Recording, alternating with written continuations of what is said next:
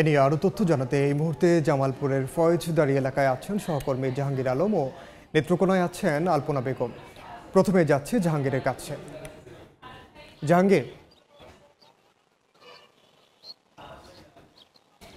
আমি এই মুহূর্তে আছি জামালপুর শহরের পাশ দিয়ে বয়ে যাওয়া ব্রহ্মপুত্র নদে। আপনারা যদি ব্রহ্মপুত্র নদ সম্পর্কে বলি, যে জামালপুর জেলায় এই ব্রহ্মপুত্র নদে আমি যে জায়গাটি দাঁড়িয়ে আছি সেখানে কিন্তু শুকনো মৌসুমে 30 থেকে 40 মিটার পানি থাকার কথা তলদেশে, কিন্তু নদীটি কিন্তু একদম শুকিয়ে মরা নদীতে পরিণত হয়েছে।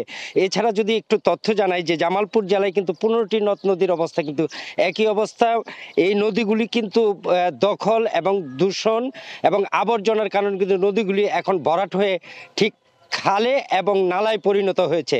তো নদী পাড়ের মানুষের সাথে কথা বলে যেটি জেনেছি যে এ এলাকায় যে নদীগুলি আছে সেগুলি বিভিন্নভাবে অপরিকল্পিত বাঁধ সৃষ্টি করে কিন্তু দিনের পর দিন দখল হয়ে গেছে এবং দখল এবং আবর্জনা ফেলে কিন্তু এই নদীগুলিকে ভরাট করা হয়েছে। তো আমরা নদী সংরক্ষণ কমিটির তাদের সাথে কথা বলেছি, নেতৃবৃন্দের সাথে কথা বলেছি। তারা যেটি জানিয়েছেন যে আমরা দীর্ঘদিন যাবৎ জামালপুর জেলার যে নদ নদীগুলি যে ভরাট হয়ে যাচ্ছে সেটি নিয়ে কিন্তু তারা দীর্ঘ সময় আন্দোলন করেছে, কিন্তু প্রশাসনের কাছ থেকে তেমন কোনো তারা সাড়া পাননি। এবং আমি যদি বলে রাখি যে জামালপুর এবং জামালপুরের ইসলামপুর উপজেলায় কিন্তু রয়েছে যমুনা নদী এবং জামালপুর শহর কিন্তু ব্রহ্মপুত্র নদী রয়েছে। এই দুটি নদী কিন্তু এখন প্রায় বলা চলে যে ভরাট হয়ে গেছে, নদী কিন্তু এখন নালায় পরিণত হয়েছে।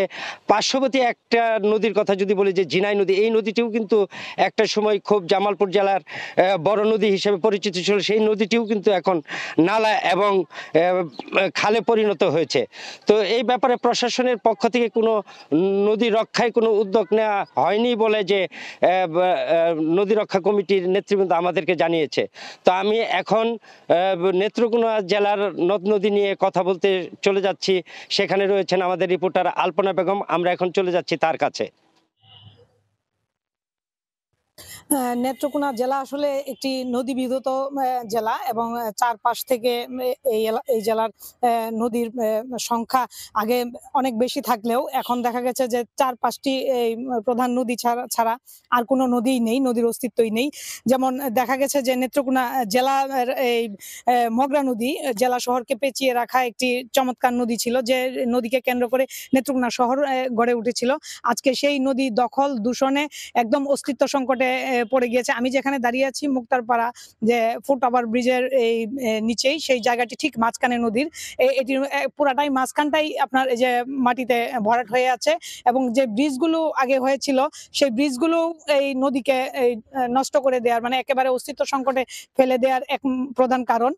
এছাড়া হচ্ছে যে দূষণ তো আছেই, পাশাপাশি হচ্ছে যে দখল যে একটা রয়েছে, দখল বাণিজ্য এবং নদীর দুই পাশ ঘিরে বাসা বাড়ি স্থাপনা, বিভিন্ন প্রতিষ্ঠান সহ সকল কিছু। এবং একটি ব্যাপার, এই সারা দেশে যখন 2019 এবং 20 সনে নদীর উচ্ছেদ অভিযান শুরু হয়েছিল, তো সিএস মূলে সারা দেশে অভিযান উচ্ছেদ হলেও এই নেত্রকোনা মগরা নদী কিন্তু বিআরএস মূলে অভিযান পরিচালনা করা হয়েছে এবং শুধুমাত্র যে দরিদ্র শ্রেণীর কিছু বাসাবাড়ি ওগুলো ভাঙচুর করা হয়েছিল লোক দেখানো কাগজে পত্রে।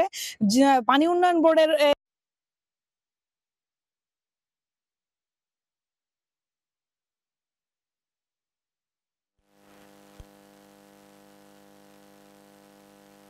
সেগুলোকে আমরা তেমন ভাবে দেখিনি, শুধুমাত্র কাগজে কলমে তারা উদ্ধার দেখিয়েছে। কিন্তু মূলত হচ্ছে যে নদীর আরো যদি দেখা যায় যে 3-4 বছরে যে নদীর আরো নতুন নতুন স্থাপনা দিয়ে নদীর দখল করা হয়েছে এবং শুধু এই মগরা নদী না, শুধু দেখা গেছে যে দুর্গাপুরে যে সোমেশ্বরী নদী রয়েছে সেটিতেও মানে অবৈধভাবে অপরিকল্পিতভাবে বালু উত্তোলন করে সেই নদীকেও মেরে ফেলা হয়েছে। তো এই যে এই নদীগুলোকে, এবং স্থানীয়দের একটা দাবি যে নদীগুলোকে অচিরেই উদ্ধার করে দখল উচ্ছেদ করে নদীগুলোকে নান্দনিক করে এবং খনন করে সেই নদীর নাব্যতা ফিরিয়ে দেয়া, সেটি নাব্যতা ফিরিয়ে দিলে এই শহর বাঁচবে, এই জেলা বাঁচবে। তো আমার কাছে এই আজকের যে নেত্রকোনা নদ নদীগুলো হারিয়ে যাওয়ার যে অস্তিত্ব সংকটে, তার ছিল সর্বশেষ। সরাসরি যুক্ত ছিলাম নেত্রকোনা ও জামালপুরে। এদিকে ময়মনসিংহ অঞ্চলের নদ নদীর অস্তিত্ব সংকট নিয়ে আলোচনার জন্য এই মুহূর্তে ময়মনসিংহ নগরের কাঠগোলা এলাকায় আছেন সহকর্মী ওবায়দুল হক। তার সঙ্গে যুক্ত হচ্ছেন পানি উন্নয়ন বোর্ডের ময়মনসিংহ সার্কেলের তত্ত্বাবধায়ক প্রকৌশলী মোহাম্মদ শহীদুজ্জামান সরকার। সরাসরি যাচ্ছে সেখানে। ওবায়দুল, সরকারি তালিকা অনুযায়ী ময়মনসিংহ বিভাগে ১৭৯টি নদ নদী রয়েছে, তবে যার বেশিরভাগই অস্তিত্ব সংকটে ভুগছে, দখল, দূষণ আর নাব্যতা সংকটে। আমরা সেই চিত্র দেখিয়েছি রিপোর্টে। এ বিষয়ে বিস্তারিত আলোচনা করতে আমার সঙ্গে যুক্ত হবেন ময়মনসিংহ পানি উন্নয়ন বোর্ডের তত্ত্বাবধায়ক প্রকৌশলী শহীদুজ্জামান সরকার। আপনাকে শুরুতে স্বাগত জানাচ্ছি এবং আপনার কাছে জানতে চাই যে দীর্ঘদিন যাবৎ আপনারা কাজ করছেন এবং এই বিষয়ে সংশ্লিষ্ট বিভিন্ন প্রতিষ্ঠান কাজ করছে, কিন্তু নদীর যে অস্তিত্ব সংকটে সেটি দিন দিন সেটি কিন্তু বেড়েই যাচ্ছে, আমরা সেটি কিন্তু দেখতে পাচ্ছি। এটি আসলে কেন এমনটি হচ্ছে? আসলে ধন্যবাদ আপনাকে। নদীর যে অস্তিত্ব সংকট, বাংলাদেশ পানি উন্নয়ন বোর্ড বিভিন্ন সময়ে নদী, খাল, জলাশয় খনন করে থাকে। তারই আওতায় আমরা দেখেছি যে অনেক সময় নদীর মধ্যে নদীকে সংকুচিত করে খুব ছোট সাইজের স্মল স্ট্রাকচার নির্মাণ করা হয়, ব্রিজ, কালভার্ট। এই কারণে নদীর প্রবাহ স্বাভাবিকভাবে বাধাগ্রস্ত হয়। এছাড়াও রয়েছে নদীর স্ট্রাকচারের যে বটম স্ল্যাবটা, সেটাও আসলে বিভিন্ন ডিপার্টমেন্ট কাজ করে। এই ডিপার্টমেন্টগুলো বটম স্ল্যাবটাও অনেক উপরে তৈরি করায়, নদীর যে ডিজাইন বেড লেভেল যে লেভেলে যাওয়ার কথা তার চেয়ে উপরে তৈরি করায়, সেখানেও প্রবাহ বাধাগ্রস্ত হয়। এই বিষয়গুলো রয়েছে। যে এছাড়াও রয়েছে যেমন আমাদের ময়মনসিংহ জেলায় বর্তমানে আইমান নদী, কাঁচামাটিয়া নদী, এই দুইটি নদীর খননের কার্যক্রম অব্যাহত আছে। কিন্তু নদীর উৎসমুখ ভরাট হয়ে যাওয়া, দখল হয়ে যাওয়া এবং সিএস ম্যাপে এর নদী সম্পত্তি না থাকায় ব্যক্তি মালিকানায় রেকর্ড হয়ে যাওয়ায় এই নদীগুলো কিন্তু আর ব্রহ্মপুত্রের সাথে কানেকশনও নেই। অর্থাৎ ব্রহ্মপুত্র নদীর পানি যে সেখানে ডাইভার্ট হয়ে যাবে, নদীর প্রবাহ আগের অবস্থায় ফিরে আসবে, সেই অবস্থায়ও নেওয়ার সুযোগ নেই। সেক্ষেত্রে বিপুল পরিমাণ জমি অধিগ্রহণ করে আমাদের খনন কার্যক্রম পরিচালনা করতে হবে। এছাড়াও আমরা একটা অদ্ভুত বিষয় লক্ষ্য করেছি, সোয়াই নদী, নেত্রকোনা জেলায় সোয়াই নদী খননের সময় নদীর ৪৬ কিলোমিটার, নদীর মাঝখানে ২ কিলোমিটার নদী ব্যক্তি মালিকানা ধারায় রেকর্ড হওয়া, সেই সিএস রেকর্ড থেকেই ব্যক্তি মালিকানায় রেকর্ড হওয়া। এখন এইসব ক্ষেত্রে জনগণ বা জনসাধারণ যদি স্বেচ্ছায় উদ্যোগী হয়ে নদীর খননের জন্য জায়গা প্রদান করে, সেই ক্ষেত্রে হয়তো নদীটা সম্পূর্ণরূপে খনন করা সম্ভব হবে। আর সেটা যদি না হয়ে থাকে তাহলে পরবর্তীতে আমাদের অধিগ্রহণের মাধ্যমে এই অংশটুকু খনন করে এই নদী সম্পূর্ণ প্রবাহ। নদীগুলোর মরণ দশা আসলে আমরা দেখতে পাচ্ছি, বা পুরো বিভাগের চিত্র একই ধরনের। আসলে এই প্রাণ ফিরিয়ে আনতে আসলে কি করলে এই নদীগুলো প্রাণ আসলে ফিরবে আপনার মনে হয়?